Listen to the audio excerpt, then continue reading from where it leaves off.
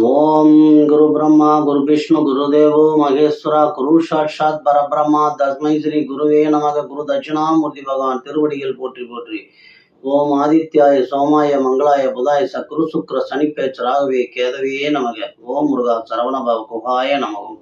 உலகெங்கும் வாழும் என் இனிய சகோதர சகோதரிகளுக்கு வணக்கம். நிறைய பேர் நம்ம சேனலுக்கு ஆதரவு கொடுத்துட்டு இருக்கிறீங்க, எல்லாருக்கும் முதல்ல நன்றி. நம்ம இன்னைக்கு இந்த பதிவுல என்ன பார்க்குறோம் அப்படின்னா, 2024 மே மாதத்திற்கு உண்டான மேச ராசிக்கு உண்டான ராசி பலன்களை தான் பார்க்குறோம். இதுல கிரகங்களுடைய நிலை எப்படி, எந்தெந்த கிரகங்கள் மாறுது, அதனால என்ன பலன்கள் கிடைக்கும் அப்படிங்கிறதையும், உங்க ராசிக்கு ஒவ்வொரு இருக்கக்கூடிய 2.25 நட்சத்திரம், ஒரு ராசிக்கு 2.25 நட்சத்திரம்னா ராசியில் இருக்கக்கூடிய நட்சத்திரங்களுக்கு உண்டான தேவதையினுடைய வழிபாடும், அந்தந்த நட்சத்திரங்களுக்கு உண்டான சுப நாட்கள், இந்த மாசத்துல வரக்கூடிய சுப நாட்கள், அசுப நாட்கள், யோக நாட்கள் அப்படின்னு பிரிச்சு கொடுத்துருக்குறோம். இதுல வராத குறிப்பிடாத நாட்கள் எல்லாம் உங்களுக்கு மத்தியம பலனை கொடுக்கக்கூடிய ஒரு நாட்களாக தான் அமைஞ்சிருக்கும். உங்களுக்கு இந்த மாதத்துல என்னைக்கு சந்திராஷ்டமம்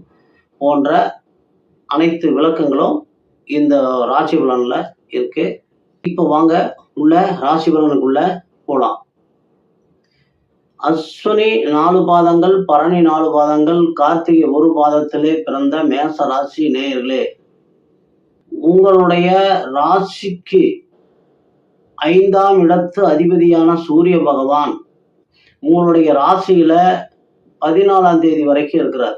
அப்ப ராசிக்கு 5ஆம் இடம் அப்படிங்கிறது பூர்வ புண்ணிய புத்திரஸ்தானம் அப்படிங்கிறது 5ஆம் இடம். காலபுருஷனுக்கும் அது 5ஆம் இடமா வருது, உங்களுக்கும் 5ஆம் இடமா வருது. அப்ப 5ஆம் இடத்து அதிபதி உங்க ராசியிலே இருந்து 14ஆம் தேதிக்கு மேல ராசிக்கு 2ஆம் இடத்திற்கு, தனம் வாக்கு குடும்பம் என்று சொல்லக்கூடிய இடத்திற்கு, 2ஆம் இடத்திற்கு பயிற்சி ஆகிறார். இதனால உங்களுக்கு என்ன ஆகுனா, தன வரவு நல்லா இருக்கும். பூர்வ புண்ணிய சொத்துக்கள்ல, பூர்வீக சொத்துக்கள்ல இருக்கக்கூடிய பிரச்சனைகள் ஏதாவது இருந்துச்சுன்னா அதெல்லாம் சுபமா முடிஞ்சிடும். பூர்வீக சொத்துக்களால உங்களுக்கு ஆதாயம் உண்டு. அப்ப இந்த பூர்வீக சொத்துக்கள் அப்படிங்கிறப்ப நமக்கு மெயினா நம்ம என்ன பண்ணணும்னா, முக்கியமா ஒண்ணு கவனிச்சுக்கங்க எல்லாரும், குலதெய்வ வழிபாடு ரொம்ப முக்கியம். ஏன்னா இந்த ஆண்டு குரோதி ஆண்டினுடைய மந்திரியா சனி பகவானே வர்றதுனால எவ்வளவுக்கு எவ்வளவு குலதெய்வ வழிபாடு அதிகப்படுத்துறீங்களோ அவ்வளவுக்கு அவ்வளவு உங்களுக்கு மிகுந்த ஒரு நன்மை கிடைக்கும். அதுக்கு அடுத்தது, இப்போ 5ஆம் இடத்து அதிபதி 2ஆம் இடத்துக்கு வர்றதுனால என்ன நடக்குன்னா, அடுத்தது குழந்தை இல்லாம இருக்கிறவங்களுக்கு கண்டிப்பா குழந்தை கிடைக்கும், ஷூரா கிடைக்கும். அதுக்கு அடுத்தது பாத்தீங்கன்னா, உங்க ராசிக்கு 2ஆம் இடத்து அதிபதியான சுக்கிர பகவான் உங்க ராசியிலே இருக்கிறார். ராசியில இருந்துட்டு 19ஆம் தேதி, 2ஆம் இடத்து அதிபதி ராசியிலிருந்து 19ஆம் தேதி உங்களுடைய ராசிக்கு 2ஆம் இடமான தனஸ்தானத்துக்கு அவருங்கிறார். அடுத்தது பாத்தீங்கன்னா 2க்கு 7க்கு உண்டானவர் சுக்கிர பகவான். அப்ப இந்த சுக்கிர பகவானுடைய இந்த 2ஆம் இடத்துக்கு வர்றதுனால என்னென்ன கிடைக்கும் அப்படின்னா, மனைவி அமையாதவங்களுக்கு, கணவன் அமையாதவங்களுக்கு, திருமணம் நடக்காம இருக்கிறவங்களுக்கு திருமணம் கண்டிப்பா நடக்கும். அதுக்கு அடுத்தது கூட்டு தொழில், வியாபாரம் பண்றவங்க, கலை தொழில் இருக்கிறவங்க, அல்லது கலை பொருட்கள் விற்கிறவங்க, சினிமா துறையில் இருக்கிறவங்களுக்கெல்லாம் மிகச்சிறந்த தனவரவு இருக்கிறது. ஏன்னா சொந்த வீட்டிலேயே இருக்கிறார், ஆட்சியா இருக்கிறார். அதனால அற்புதமான ஒரு காலகட்டம் இந்த மே மாதம் மேச ராசிக்கு. அதுக்கு அடுத்தது பாத்தீங்கன்னா குரு பகவானை பார்க்கலாம். குரு பகவான் மே 1ஆம் தேதி உங்க ராசிக்கு 2ஆம் இடத்திற்கு வர்றார். அப்ப வர்றப்ப என்ன நடக்குன்னா, அருமையான ஒரு கிரக இணைவு அங்க கிடைக்குது. தனம் வாக்கு குடும்பம் சொல்லக்கூடிய 2ஆம் இடத்து அதிபதியும், பூர்வ புண்ணிய புத்திரஸ்தானம் என்று சொல்லக்கூடிய 5ஆம் இடத்து அதிபதியும், பாக்கியஸ்தானம் என்று சொல்லக்கூடிய 9ஆம் இடத்து அதிபதி, 9ஆம் இடத்து அதிபதி சூரிய பகவான் உங்களுக்கு 9ஆம் இடத்திற்கு அதிபதி வர்றதுனால அது பாக்கியஸ்தானம், இறை வழிபாடு, கல்வி நிலையங்கள், தந்தையின் மூலமாக கிடைக்கக்கூடிய சொத்து, தந்தையினுடைய செல்வாக்கு, இது எல்லாத்தையும் குறிக்கக்கூடிய இடம் இந்த 9ஆம் இடம்.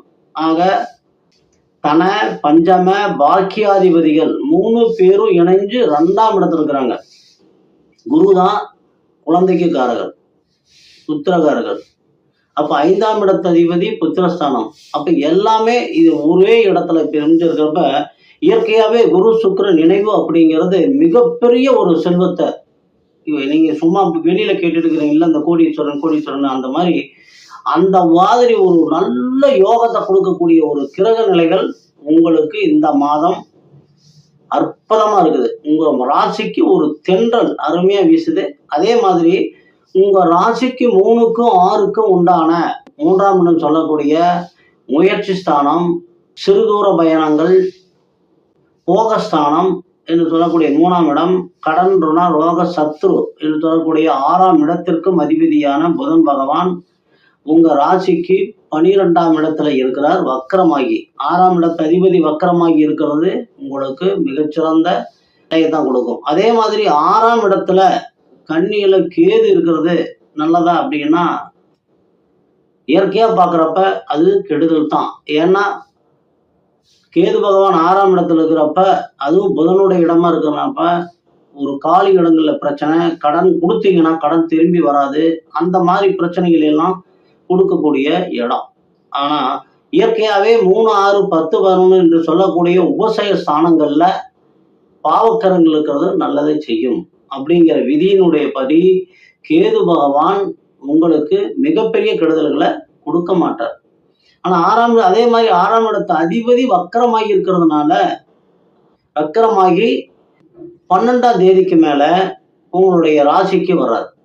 அப்ப 12ஆம் தேதிக்கு மேல குடுக்கல் வாங்கல்ல நீங்க ரொம்ப உஷாரா இருந்துக்குங்க.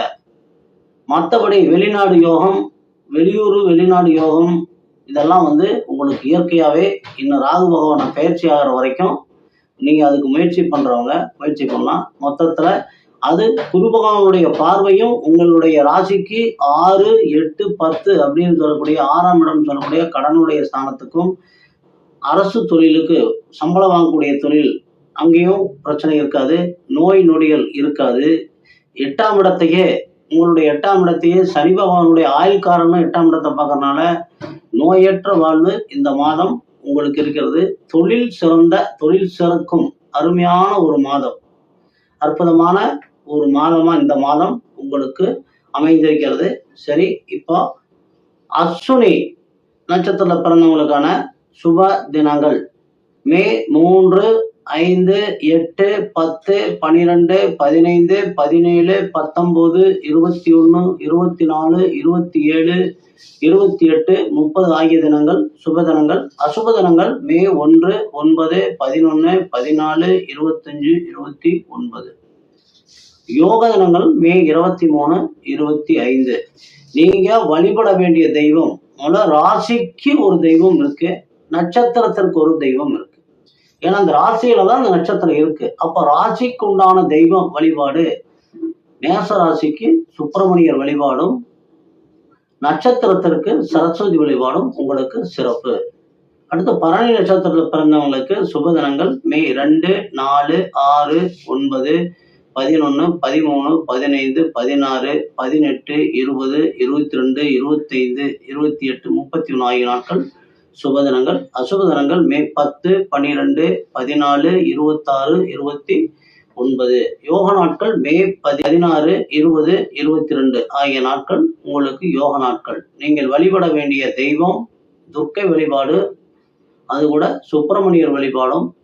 ரெண்டையும் நீங்க காலத்துக்கு இது மாறதில்லை, இது பர்மனண்டா எப்பயுமே நீங்க தொடர்ந்து குலதெய்வ வழிபாட்டோட இதையும் சேர்த்து வழிபட்டுட்டு பாருங்க. உங்களுடைய வாழ்க்கை எப்பயும் மிக சிறப்பாகவே இருக்கும். அதுக்கு கார்த்திகை 1ஆம் பாதத்துல பிறந்தவங்களுக்கான சுப நாட்கள் மே 1, 5, 7, 10, 12, 14, 16, 17, 19, 21, 24, 26, 28 ஆகிய தினங்கள் சுப தினங்கள். அசுப தினங்கள் மே 3, 11, 13, 15, 27, 30. யோக நாட்கள் மே 17, 21, 24. மற்ற நாட்கள் இதில் குறிப்பிடப்படாத நாட்கள் எல்லாம் மத்தியம பலன்களை கொடுக்கக்கூடிய நாட்கள். நீங்கள் வழிபட வேண்டிய தெய்வம் முருகன். முருகனையும் அக்னி தேவதைகளையும் சுப்பிரமணியர் வழிபாடும் உங்களுக்கு மிகச்சிறப்பு. சந்திராசிரம தினங்கள் 23/5/24 காலை 2:55 முதல் 25/5/24 காலை 10:36 வரைக்கும் சந்திராசிரமம். மீண்டும் அடுத்த பதிவில் சந்திக்கிற வரைக்கும் எம்பெருமான் சரி முருகப்பெருமான் உங்களுக்கு எல்லா வளங்களையும் நலங்களையும் வாரி வழங்க வேண்டும் என்று கேட்டு இந்த பதிவினை நிறைவு செய்கிறோம். நன்றி.